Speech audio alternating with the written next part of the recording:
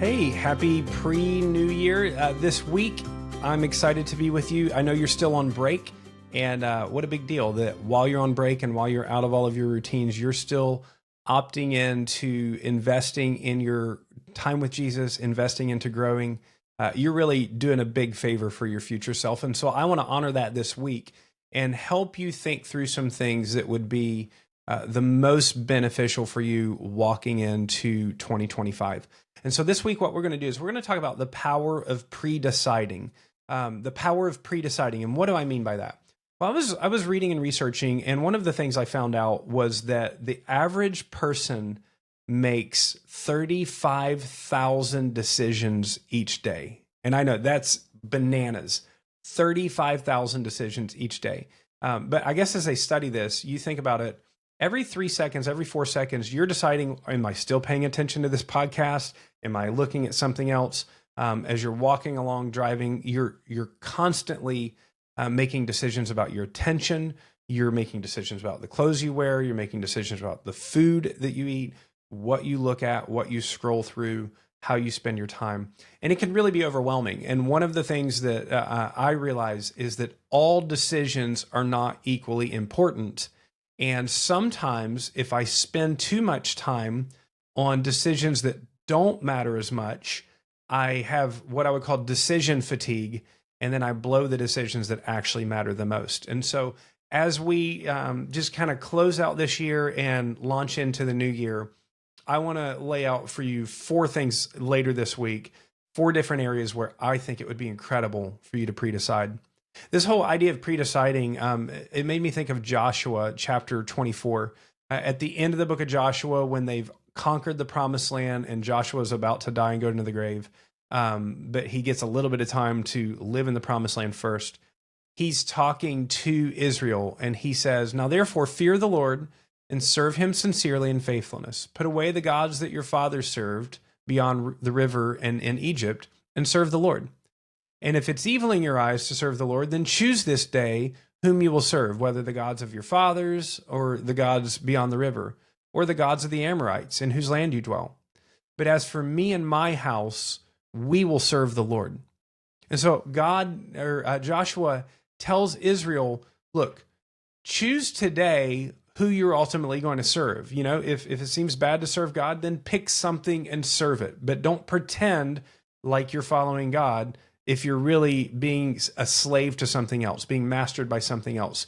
So choose today, pre-decide today whom you're going to serve moving forward. But as for me and my house, we're going to serve the Lord. And I just want to encourage you that this year, if you will pre-decide a few things, and a lot of times what that means is I'm going to cut this because they're not helpful, or I'm going to automatically choose as a habit to do these things because they're very helpful. There are certain decisions that you make that have absolutely compound interest in your life, far beyond what you may imagine. Let me give you just a couple quick examples that will make sense. Let's say that you decide to track what you eat and you count calories. The average, I think it takes 3,500 calories to burn 1 pound. And so let's say that you don't track your food and you eat 100 additional calories each day, more than what you plan to. So you eat 100 additional calories per day. That's like almost indiscernible. That's an extra Oreo, or, you know, a few extra chips, or, you know, half of an extra Mountain Dew or Coca-Cola. I don't think anybody drinks Mountain Dew outside of West Virginia. But that 100 calories per day, 35 days from now, you'll have an extra pound. You may not notice it, but you keep doing that over the course of the year, you will gain about 11 pounds of fat over the course of a year simply by eating 100 calories more per day than you need. But let's say you did the opposite, that you pre-decided, you know what, I'm going to limit it to just 100 less calories than I need for the day. Everybody's body's different, so that's different. You know, I'm like 2,800 calories. Some people might be 3,000. Some people might be 2,200 calories.